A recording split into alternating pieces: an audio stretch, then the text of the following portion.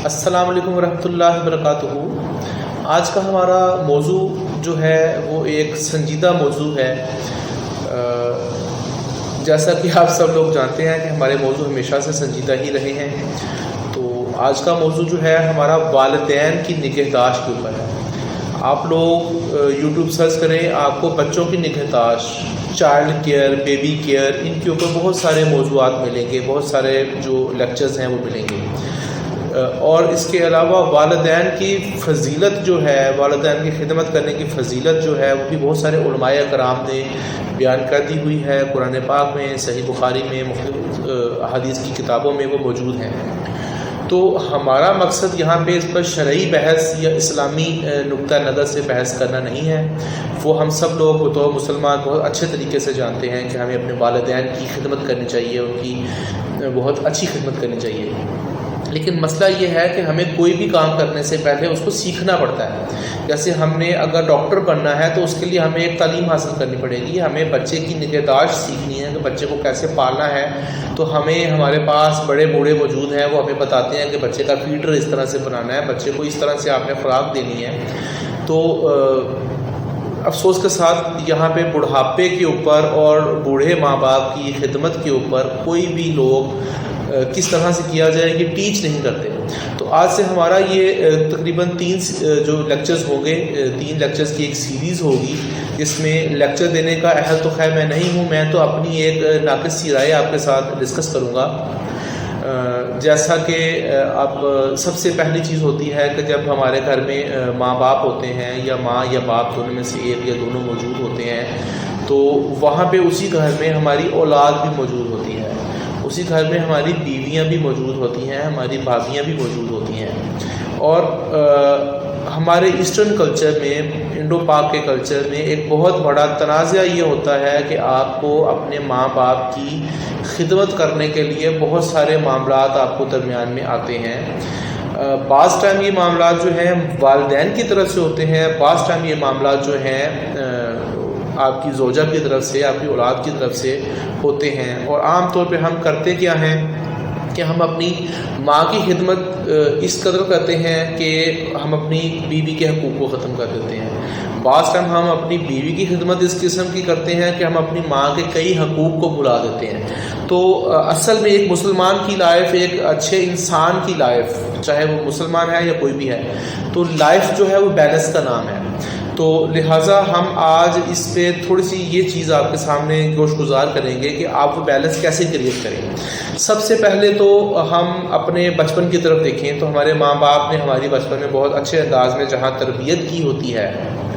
وہیں پر ہمارے ذہن میں، ہمارے میموری کے اندر بہت ساری نیگیٹو چیزیں موجود ہوتی ہیں اپنے ماں باپ کو لے کر۔ جیسا کہ ہمیں ماں باپ نے بچپن میں بہت زیادہ ڈانٹا، ہمیں ماں باپ نے اچھے اسکول میں داخل نہیں کروایا، ہمیں ماں باپ نے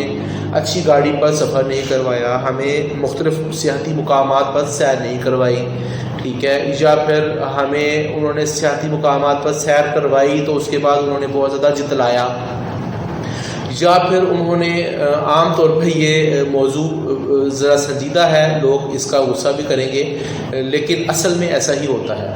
تو ہمارے لاشعور کے اندر وہ سب کی سب چیزیں ہمارے بیک اینڈ پہ موجود ہوتی ہیں ہمارے دماغ میں،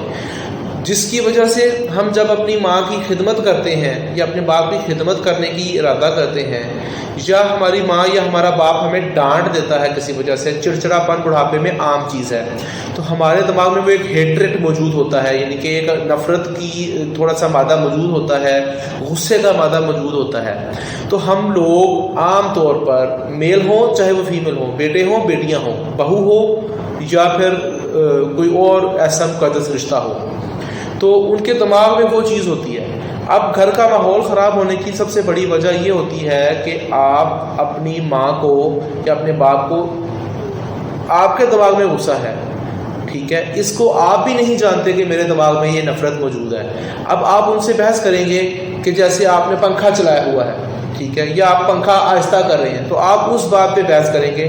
ٹھیک ہے، اور اس بحث کو طول دیتے دیتے آپ ایگریشن میں جائیں گے، پھر والدین بھی ایگریشن میں جائیں گے۔ اصل میں جب آپ اس کو اکیلے بیٹھ کے سوچیں تو یہ وجہ وہ پنکھا کوئی بڑی وجہ نہیں ہے، یا اے سی یا فریج یا کوئی ایسی چیز یا کوئی ایسا کام، ٹی وی کی آواز، یہ کوئی ایسا مسئلہ نہیں ہے جن کی وجہ سے ہم اپنے ماں باپ سے الجھیں۔ عام طور پر ہمارے گھروں میں ہانڈی میں نمک تیز ہو جائے تو الجھن، کم ہو جائے تو الجھن، یا کوئی بھی مسئلہ ہو، پیدائش سے لے کے وفات تک الجھنیں ہمارے اندر موجود ہیں۔ وہ الجھنوں کی ایک وجہ تو عدم برداشت ہے،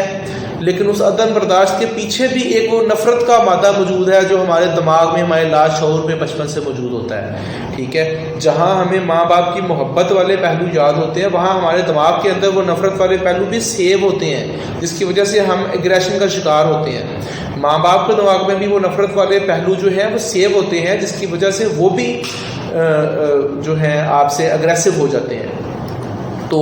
سب سے اچھا طریقہ کار پہلے یہ ہے کہ آپ ایک دفعہ اکیلے بیٹھیں، یہ سوچیں کہ جو بھی ہمارے ساتھ ہوا، جس وجہ سے بھی ہمارے والدین ہماری جو ہے تربیت اس میں نیگلیکٹ کیا انہوں نے، سب سے پہلے تو آپ ان کو دل میں معاف کر دیں۔ جو بھی ان سے کوتاہیاں ہوئیں آپ کی پرورش میں،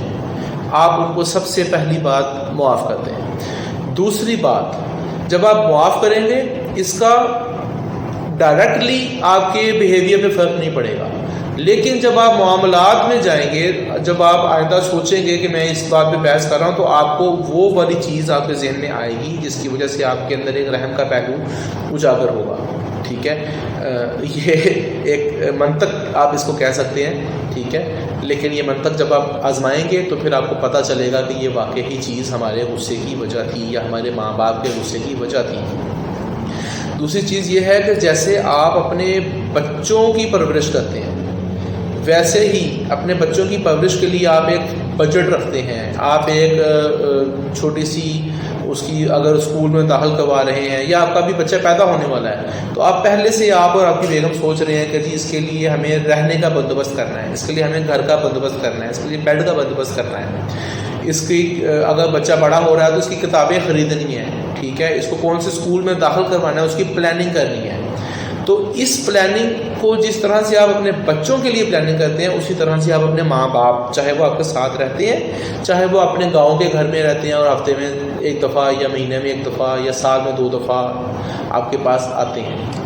آپ کو ان کے لیے بھی ایک مناسب جگہ کا انتظام کرنا چاہیے۔ عام طور پہ ہوتا کیا ہے کہ بوڑھی ماں یا بوڑھے باپ کو گھر کا ایک کونا ملتا ہے جہاں پہ اس کا بیڈ بچھا دیا جاتا ہے، وہ نامناسب سی جگہ ہوتی ہے، ٹھیک ہے، جیسے یہ ہمارے سامنے ایک جگہ نامناسب ہے، تو اس قسم کی جگہ ہوتی ہے، وہاں سے آنے جانے والوں کا شور ہوتا ہے۔ تو جب ایک عورت نے یا ایک مرد نے ساری زندگی حکمرانی کی ہو اور اپنے بچوں کو